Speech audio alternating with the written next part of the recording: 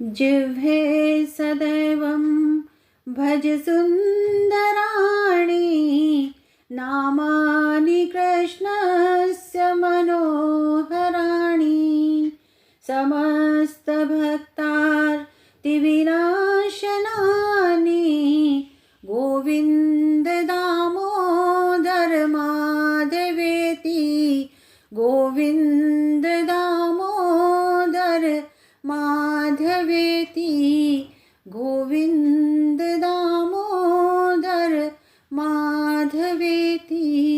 जय श्री कृष्ण मेरे परमात्मी जनों, कृष्ण आस्था प्रमीला चैनल पर आपका हार्दिक स्वागत करती हूँ। और आज हम पौष माह के पावन पर्व पर बहुत ही सुंदर कथा सुनते हैं। वैवस्वत मनवंतर के आदि सतयुग में वायु देवता का बड़ा भारी तप देख करके श्री लक्ष्मी निवास भगवान विष्णु श्रीदेवी और भूदेवी के साथ में स्वामी पुष्करिणी के तट पर आए। इसके दक्षिणी तट पर परम पवित्र आनंद नामक विमान थे। श्री लक्ष्मीकांत विष्णु सदा वायु देवता का प्रिय करते हुए यहाँ पर निवास करते हैं। तभी से कुमार कार्तिकेय द्वारा निरंतर पूजित होकर के भगवान ऋषिकेश इस विमान पर अदृश्य भाव से रहते हैं और सदैव रहेंगे। महर्षि अगस्त्य ने इस पर्वत पर आकर के सनातन देव भगवान विष्णु का दर्शन किया और 12 वर्षों तक कठिन तपस्या करके उन्हें बारंबार प्रसन्न किया। तत्पश्चात भगवान से याचना की कि हे प्रभु, आप सदा यहाँ पर निवास करें और सब लोगों को आपका प्रत्यक्ष दर्शन होता रहे। उनके ऐसा कहने पर श्री भूदेवियों के साथ भगवान विष्णु इस प्रकार बोले कि देवर्षि, मैं तुम्हारे संतोष के लिए यहाँ समस्त देहधारियों को प्रत्यक्ष दर्शन देता हुआ निवास करूँगा, परंतु ये विमान कभी किसी की दृष्टि में नहीं आएगा। भगवान का ये वचन सुन करके अगस्त्य मुनि प्रसन्न हो गए और अपने आश्रम को चले।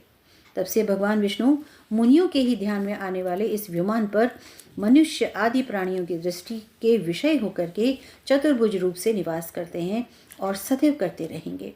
स्कंद स्वामी सदा उनकी आराधना में लगे रहते हैं और वायु देवता सेवा में संलग्न रहते हैं। एक समय की बात है कि मित्रवर्मा की मनोरमा धर्म पत्नी के गर्भ से आकाश नामक एक पुत्र उत्पन्न हुआ, जो अपने कुल का आभूषण था। शकवंश में उत्पन्न धरणी नाम वाली कन्या राजकुमार आकाश की धर्म पत्नी हुई। नृपश्रेष्ठ मित्रवर्मा ने अपने उस पुत्र को राज्य का सारा भार सौंप करके स्वयं वेंकटाचल के समीप पवित्र तपोवन को प्रस्थान कर गए। राजकुमार आकाश महान चक्रवर्ती राजा हुए। वे एक पत्नी व्रती थे। एक दिन उन्होंने यज्ञ के लिए आरणी नदी के किनारे पर भूमि का शोधन कराया। जब स्वर्ण के हल से पृथ्वी जोती जाने लगी तो बीज की मुट्ठी बिखेरते हुए समय राजा ने देखा कि पृथ्वी से एक कन्या प्रकट हुई है, जो कमल की शैया पर सोई हुई है। वह बड़ी सुंदरी और समस्त शुभ लक्षणों से युक्त थी। स्वर्ण की पुतली सी शोभा पा रही थी। उसे देख करके राजा के नेत्र आश्चर्य से खिल उठे। उन्होंने उसे गोद में उठा करके कहा, यह मेरी पुत्री है। ऐसा बार बार कहते हुए मंत्रियों के साथ बड़े प्रसन्न हुए। इसी समय आकाशवाणी हुई कि राजन, वास्तव में यह तुम्हारी ही पुत्री है। इस सुंदर नेत्रों वाली कन्या का तुम पालन पोषण करो। यह सुन करके राजा के मन को बड़ा संतोष हुआ। उन्होंने अपने नगर में प्रवेश किया और महारानी धरणी देवी को बुला करके कहा कि प्रिय, यह भगवान की दी हुई अपनी कन्या है, इसे देखो। यह पृथ्वी से प्रकट हुई है। हम दोनों संतानहीन हैं, हमारे लिए यही पुत्री होगी। यूँ कह करके आकाशराज ने रानी के हाथ में प्रेम पूर्वक वह कन्या सौंप दी। उस कन्या के घर में प्रवेश करने के पश्चात धरणी देवी ने भी गर्भ धारण किया और समय आने पर उन्होंने उत्तम मुहूर्त में एक पुत्र को जन्म दिया। उस समय 5 ग्रह उच्च स्थानों में स्थित थे और सूर्यदेव मेष राशि पर विराजमान थे।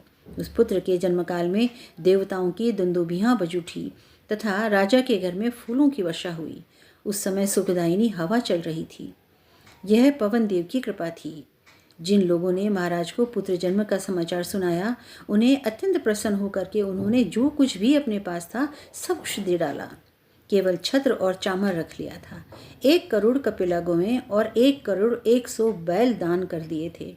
12वें दिन पुण्य मुहूर्त आने पर उन्होंने जात कर्म आदि क्रियाएं संपन्न की और स्वयं ही पुत्र का नाम वसुदान रख दिया।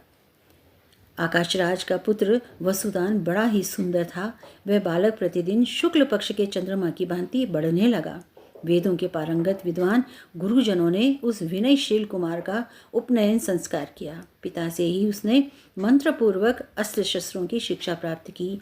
अंग और उपांगों सहित धनुर्वेद के चारों पादों का अध्ययन भी किया। अनेक अनेक मंगल कामनाओं के साथ फिर मिलते हैं अगले वीडियो में। तब तक के लिए आप सभी को जय श्री कृष्ण।